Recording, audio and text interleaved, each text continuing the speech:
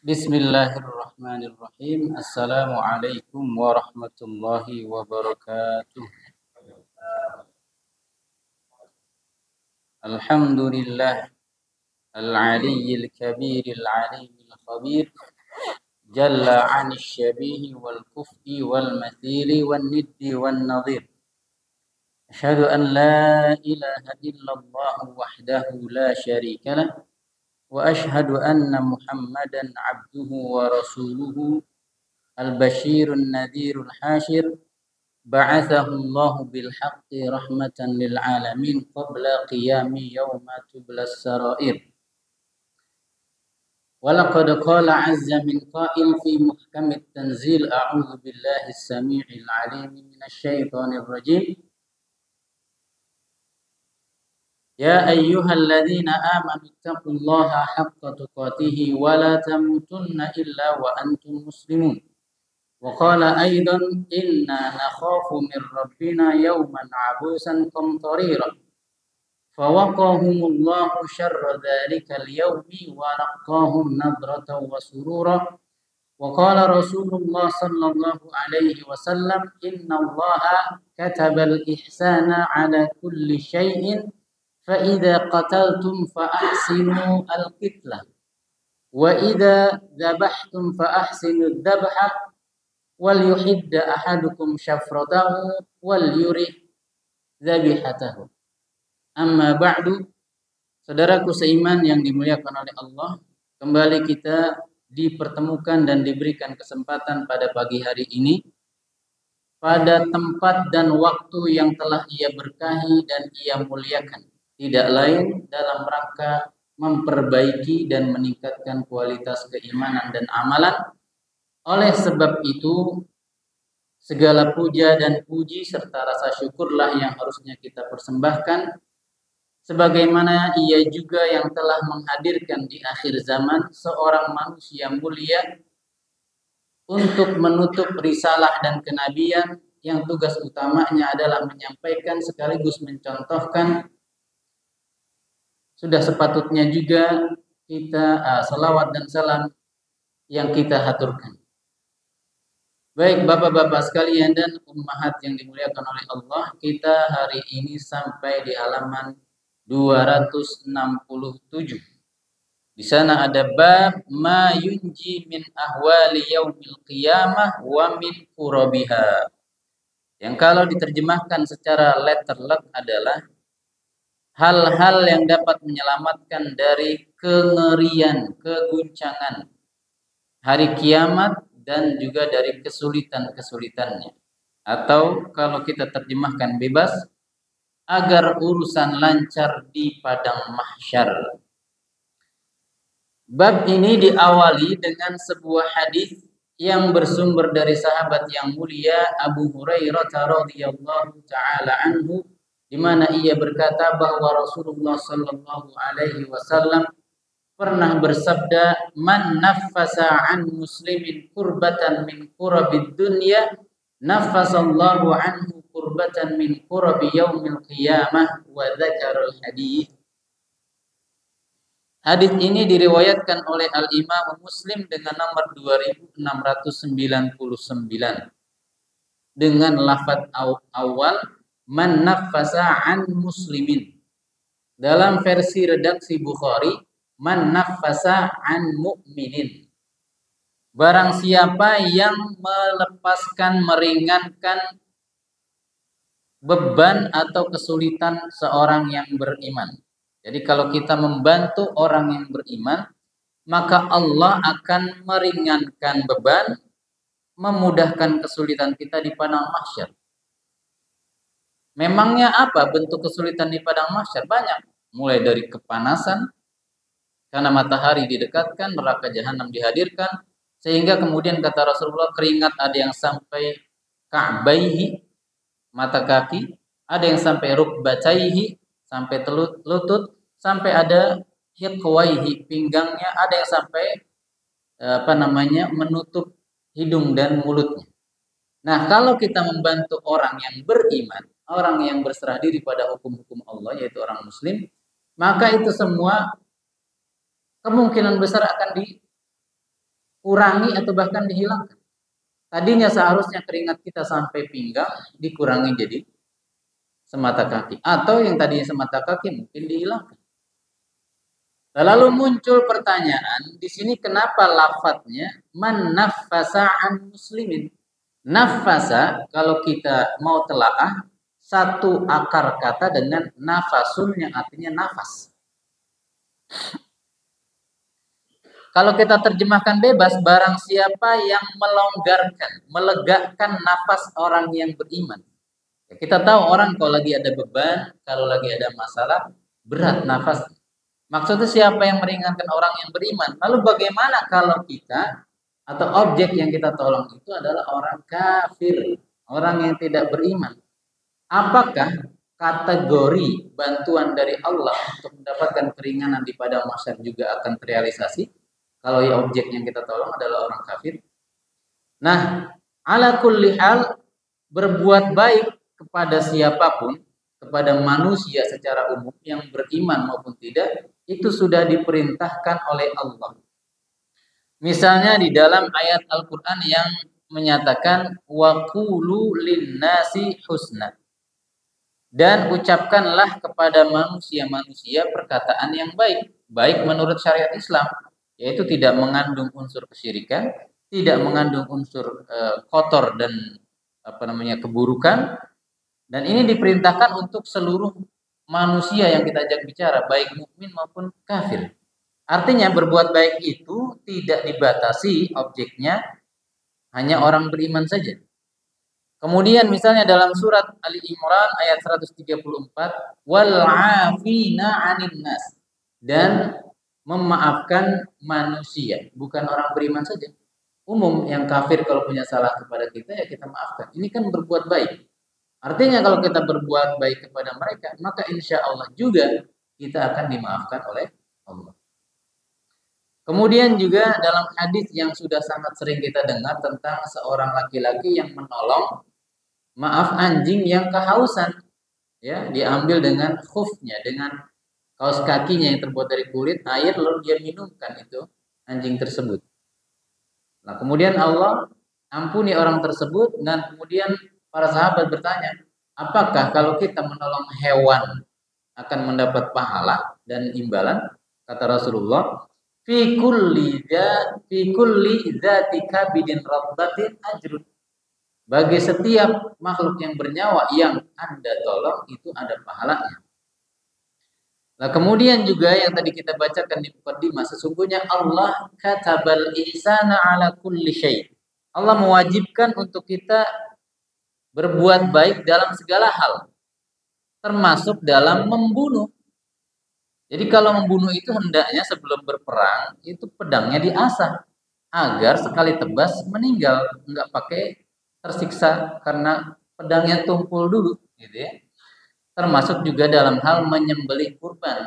Fa ahsinud dabha, perbaguslah cara menyembelih. Kemudian Rasulullah jelaskan, wal yuhidda ahadukum syafratahu, hendaknya seorang yang mau menyembelih ia tajamkan sikin atau saifahu, pisau atau pedangnya. Enggak boleh nyiksa binatang gara-gara gogol, kalau kata orang Betawi, gogol itu tumpul.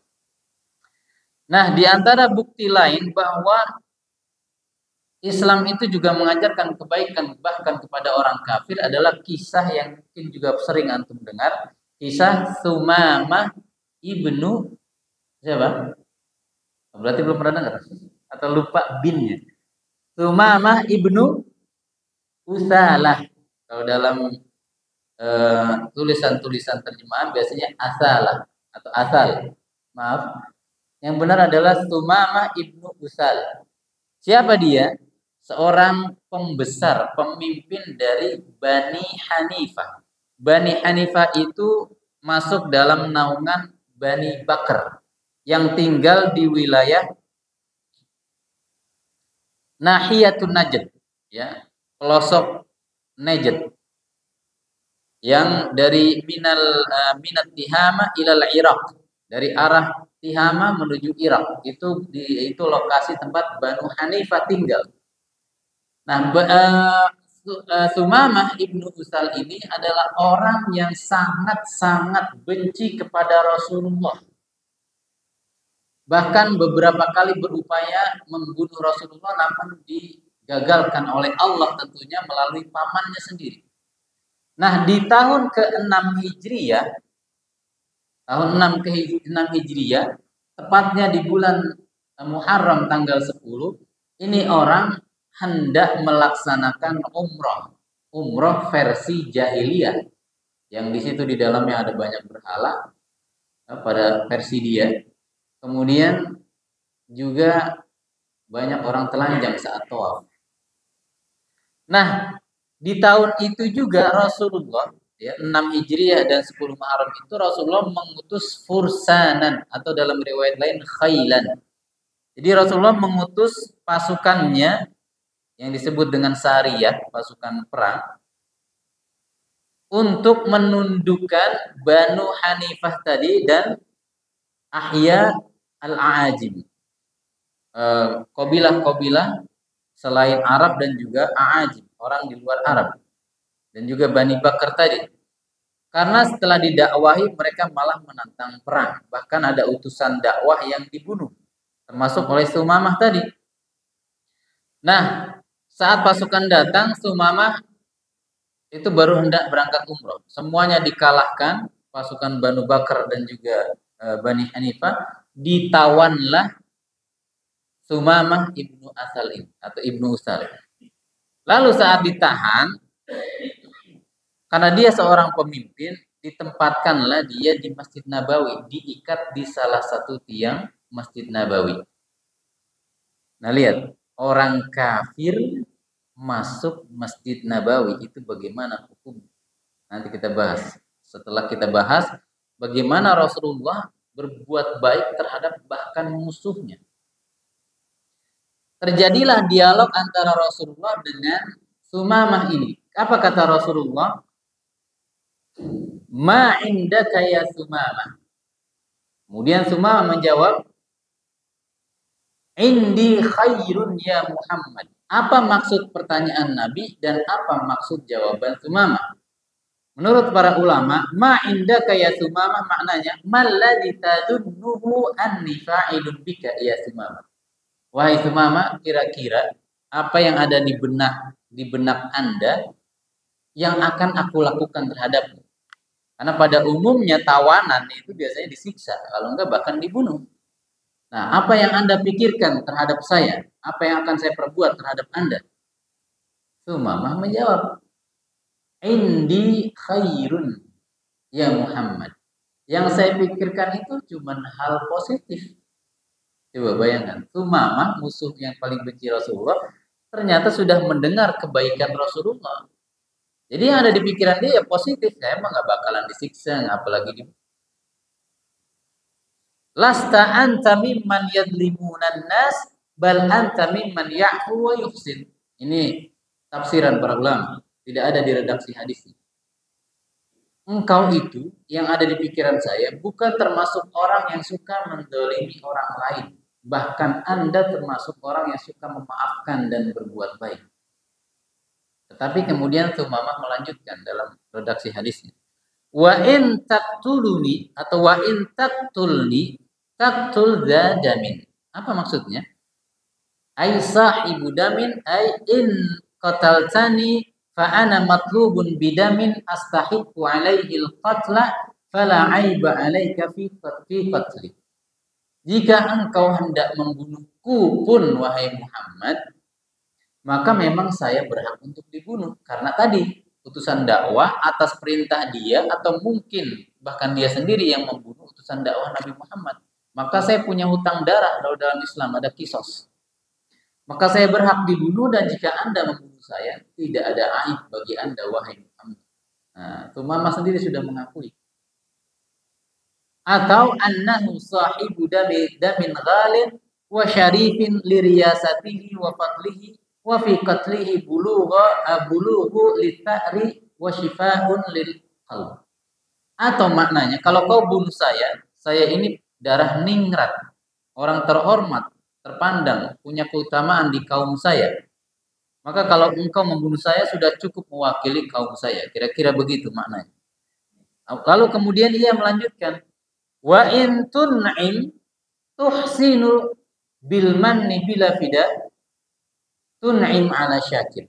Tapi sebaliknya kalau kau tidak membunuh saya, tidak menyiksa saya, engkau berbuat baik. Dalam versi sirah Ibnu Hisham dikatakan Nabi bahkan memerahkan susu unta untuk Sumamah. Kalau kau berbuat baik, kamu beri aku makan, minum, tidak disiksa, maka engkau telah memberikan pelayanan yang baik bagi orang yang pandai bersyukur. Artinya saya tidak akan lupa. Kemudian wa in kunta turidul mal li aftadi bihi nafsi fatlub minal mali ma tasya fasawfa tuqta.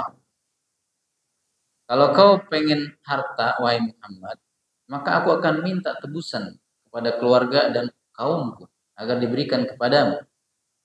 Setelah ngomong panjang begitu, Nabi tidak menjawab, Nabi tinggal si Sumamah ini. Sumamah ibnu Usal. Lalu di hari yang kedua, Nabi datang lagi. Terjadilah dialog yang sama dengan pertanyaan yang sama. Hanya saja kalau dalam versi Bukhari itu kalimat Sumamah yang menyatakan kalau kau ingin membunuh aku itu tidak ada. Karena ditafsirkan oleh para ulama di hari kedua rupanya Sumamah sudah mulai lega karena di hari pertama nggak dibunuh sehingga dia nggak perlu lagi ngomong kalau kau ingin membunuhku maka aku layak dibunuh, nggak ada lagi. Dalam riwayat Muslim tetap ada kalimat itu. Ala kulli hal hari kedua pun terjadi dialog yang sama. Sumamah mengucapkan banyak hal yang sama seperti di pertama tadi. Lalu Nabi tinggalkan lagi.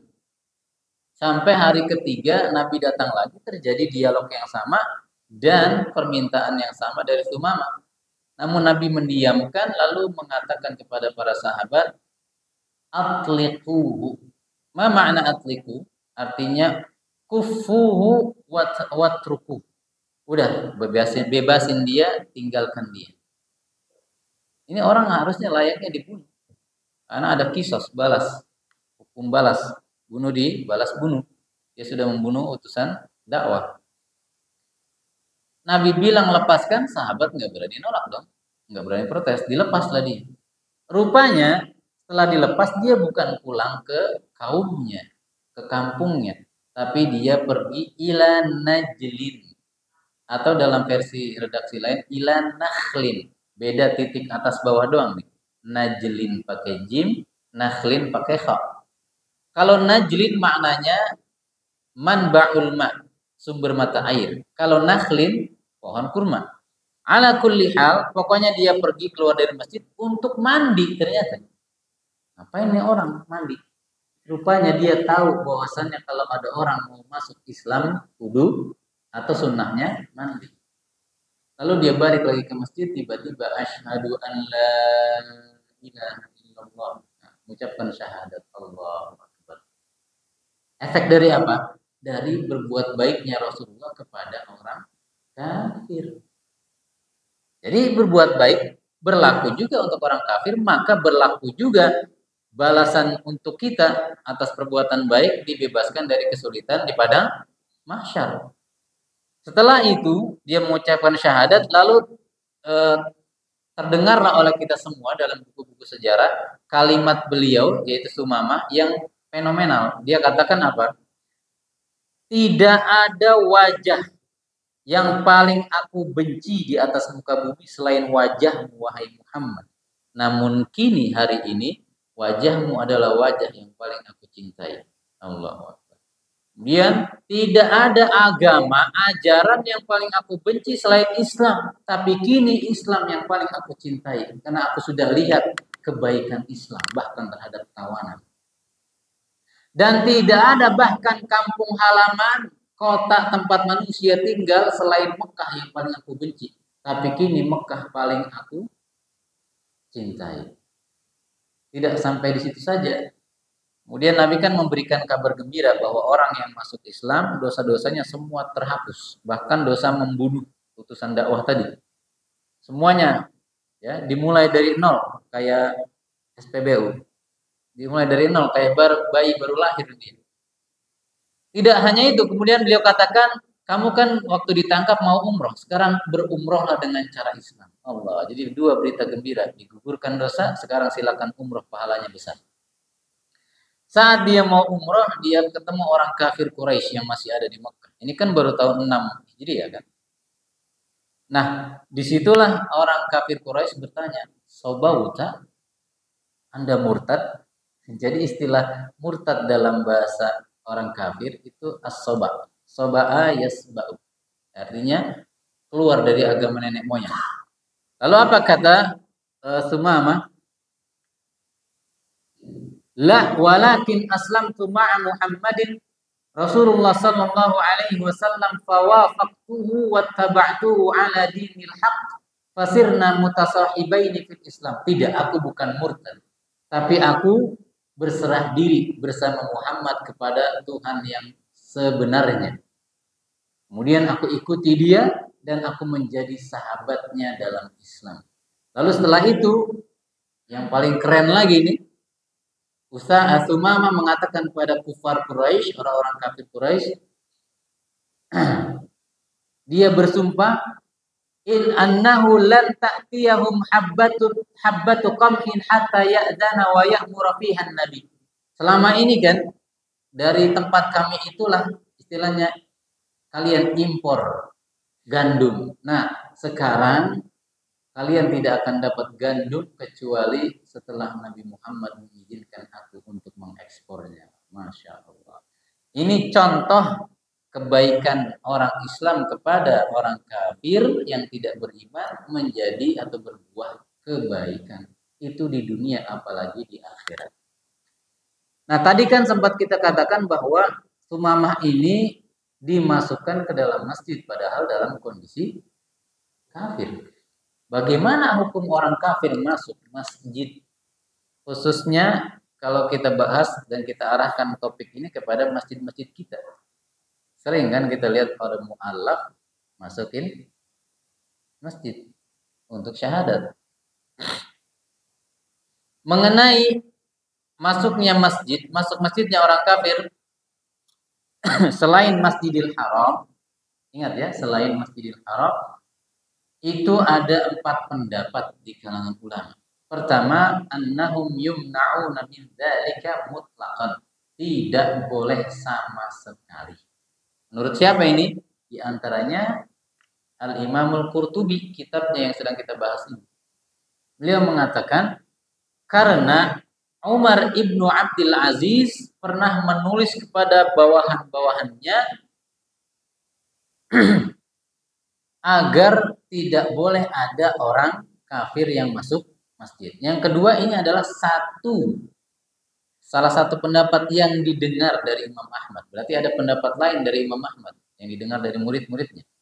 Kemudian Al-Imam Al-Mardawi, seorang yang bermadzhab Hambali, berkata, wa huwal madhab. Inilah madhabnya Imam Ahmad. Wa yu'ayyidu dzalika qauluhu ta'ala fi buyutin adina Allahu an turfa'a wa yudhkara fiha ismuhu yusabbihu lahu fiha bil ghuduwi wal asar. Di rumah-rumah Allah yang Allah hanya mengizinkan untuk disebut namanya dan ditinggikan dan bertasbih di dalamnya pagi dan siang hari orang-orang yang beriman. Nah, artinya apa? Konteks ayat ini adalah hanya orang-orang beriman saja yang masuk ke dalam masjid, maka orang kafir nggak boleh. Ini pendapat pertama. Pendapat kedua, al-jawazu mutlaqan wa huwa madhhabus Syafi'i. Boleh tanpa syarat menurut pendapat Imam Syafi'i. Beliau membolehkan semua masjid dimasuki kecuali Masjidil Haram. Pendapat ketiga, annal kuffara yumna'una minal masjidi illa li darurati amalin fihi wa huwa madhabul malikiyah. Bahwasanya orang kafir dilarang dari masuk masjid kecuali kalau ada pekerjaan aktivitas yang darurat. Misalnya untuk memperbaiki masjid di sebuah wilayah minoritas yang tidak ada orang Islam yang mahir dalam hal tertentu untuk memperbaiki misalnya di masjid itu, atau hal darurat lainnya. Pokoknya yang darurat itu baru boleh. Dan ini adalah pendapatnya mazhab para ulama Maliki. Di antaranya Al-Imam As-Sawi mengatakan yumna'u dukhulu al-kafiril masjida aidan wa in adina lahu muslimun illa li darurati amalin. Ya, intinya kecuali untuk hal-hal yang darurat. Yang keempat, yajuzu lil kuffari dukhulul masajid bi idnil muslimin wa huwa riwayatun an Ahmad. Ini adalah salah satu pendapat Imam Ahmad yang lain ya. Nomor 4 ini. Boleh bagi orang kafir masuk ke dalam masjid-masjid kaum muslimin dengan seizin kaum muslimin. Bukan RT-nya doang, bukan lurahnya doang. Tapi kaum muslimin yang tinggal dekat masjid itu harus mengizinkan dulu. Kalau enggak ya enggak boleh. Di dalam Al-Mughni, Al-Imam Ibnu Qudamah mengatakan, fa amma masajidul hil falaysa lahum dukhuluha illa biiznil muslimin. Adapun masjid-masjid al-hal atau al-hil, masjid selain Masjidil Haram, itu tidak boleh dimasuki oleh orang kafir kecuali kalau diizinkan oleh kaum muslimin. Karena kata beliau pernah Ali Ibnu Abi Thalib sedang berada di atas mimbar. Lalu tiba-tiba di kerumunan orang beriman itu dia melihat seorang majusi yang dia kenal. Lalu Ali menghentikan khutbahnya, dia turun dan dihantam.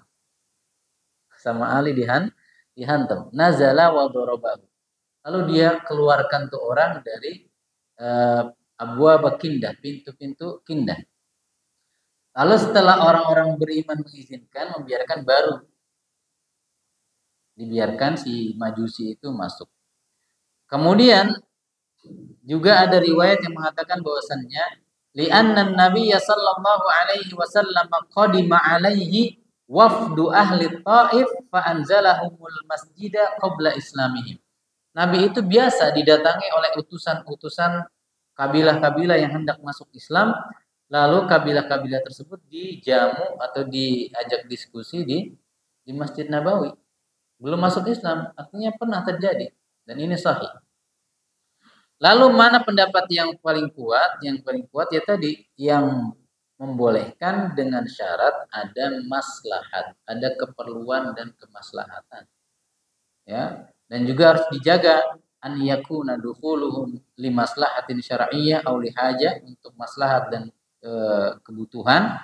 Yang kedua, an la yakuna ala abdanihim qadarun aw wasakhun yatakaddaru bihi al-masjidu aw halatun tunafi ihtiramal masjid wa takrimihi.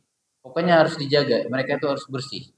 Jangan bawa-bawa anjing ke masjid atau jangan pakai sepatu ya. Di situ kita nggak tahu ada kotoran atau tidak. Ya, jadi pendapat yang lebih kuat adalah yang membolehkan orang kafir masuk masjid dengan catatan harus ada keperluan, kedaruratan, kemaslahatan dan kepentingan. Allahu taala alam bisawab. Dan sekarang kita kembali ke tema utama kita, yaitu hal-hal yang menyelamatkan kita di padang mahsyar kelak.